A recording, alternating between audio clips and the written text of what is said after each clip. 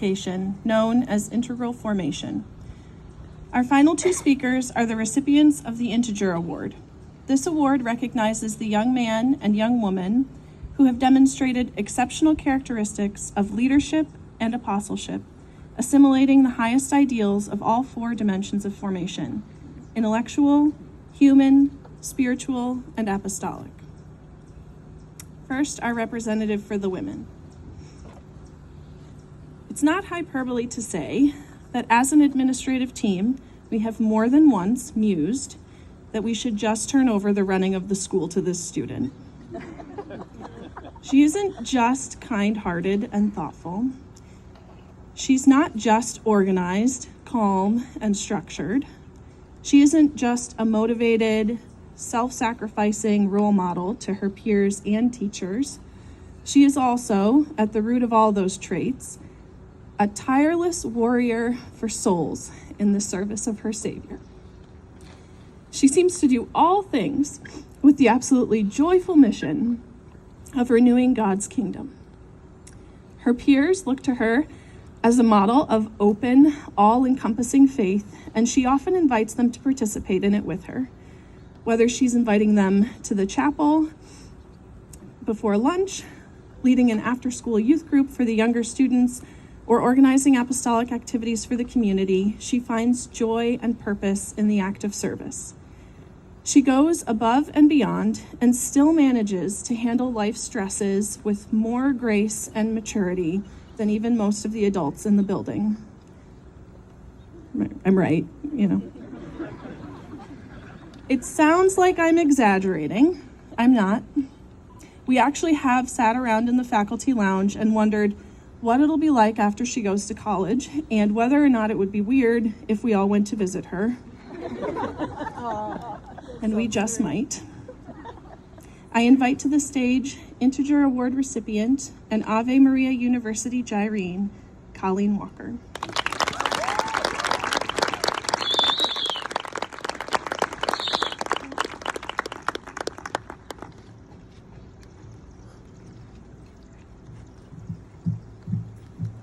Really prayed that I would be able to not cry until the end of my speech, and God did not answer my prayer. Okay. My dear friends and family, I am incredibly honored to stand in front of you today. The circumstances under which we are gathered together are somewhat unsettling. It seems odd to try and express the depths of my gratitude when I can't give you all a hug or even shake your hand. Well, at least not legally. There is no better way to start than by saying thank you. Firstly, to our parents. Thank you for sending us to Everest. Your generosity and your sacrifice throughout our years have been a true example of what it means to desire and work for the good of another, what it means to love. Teachers and administrators. You can find genius teachers at any school, but genius teachers who have a heart for Christ, much rarer. When we walk into the classroom, we are not only immersed in knowledge of literary devices and sinusoids, but we are presented with the truth about the world as God made it. Thank you for giving of your time and your talent to help us succeed. You have shown us what it means to work hard. You would wake up at 4 a.m. to meet with a student, to investigate the possibility of a snow day, to drive an incredible distance to teach, all for us. Ladies and gentlemen, if that isn't an example of love and dedication, I don't know what is. We have been challenged at Everest. We have been challenged to excel in our studies, serve out of our comfort zone, build strong relationships, and discover our inherent identity. We are tirelessly encouraged to reach new standards of perfection, to raise the bar, to push through difficulty, and to climb always higher. And in this season of unknown, where everything we were expecting has suddenly been changed, it is easy to say that we weren't prepared for this. Class of 2020, we were prepared for this. There is nothing that Everest has prepared us for better than hard. You know what's hard? Trying to focus in history class when the boys are acting like monkeys. But you know what's harder? Pre-calc. You know what else is hard? Having a good attitude when you lose the powder puff and the lip sync because of a bunch of boy crazy border girls. You know what's even harder? Not being able to drink your coffee in first hour. If you can do that, you can do anything. This is what Everest means when they say they build character. It was never about the huge life-changing moments. It's about the little moments, the moments that prepare us for real life. The self-denial, the obedience, the perseverance, they're not just about keeping us in line. It's about forming us into strong and virtuous men and women. I am proud to be one of the smartest, hardest working, kindest, most virtuous, most united classes in Everest history. We were born in the shadow of 9/11, and we are entering adulthood in the shadow of COVID-19. We can choose to mourn this, or we can choose to look further than the looming shadows and glimpse what lies beyond. Did you ever notice that before Christ rose from the dead, there was an intense darkness? Have you noticed that the beauty of Easter Sunday was intensified by the darkness that preceded it? If there's anything I learned at Everest, it is that there is always a purpose.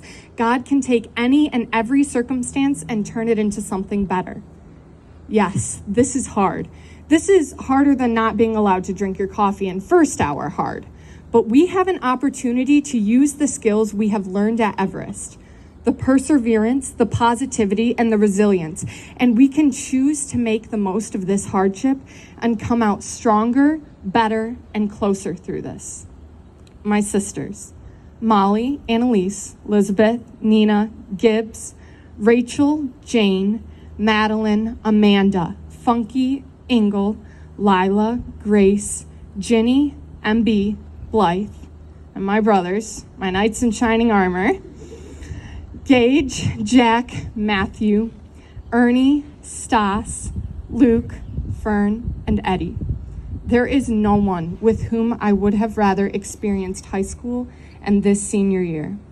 If I had the choice to join a different senior class and get all the normal privileges or suffer through this craziness with you, I would choose you every time.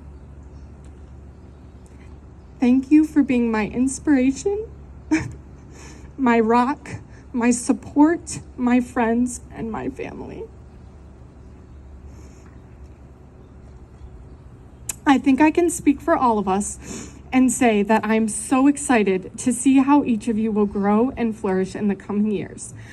My final thought to you is this: God gave you a heart made to love, talents made to share, and a life made to be lived to the absolute fullest. Your happiness lies in using your heart, your talents, and your life the way He intended. I could not be prouder to call you my classmates, my friends, and my family.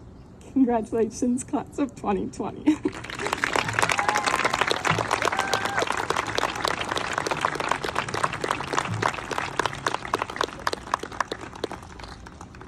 See what I mean? She's way more poised than me.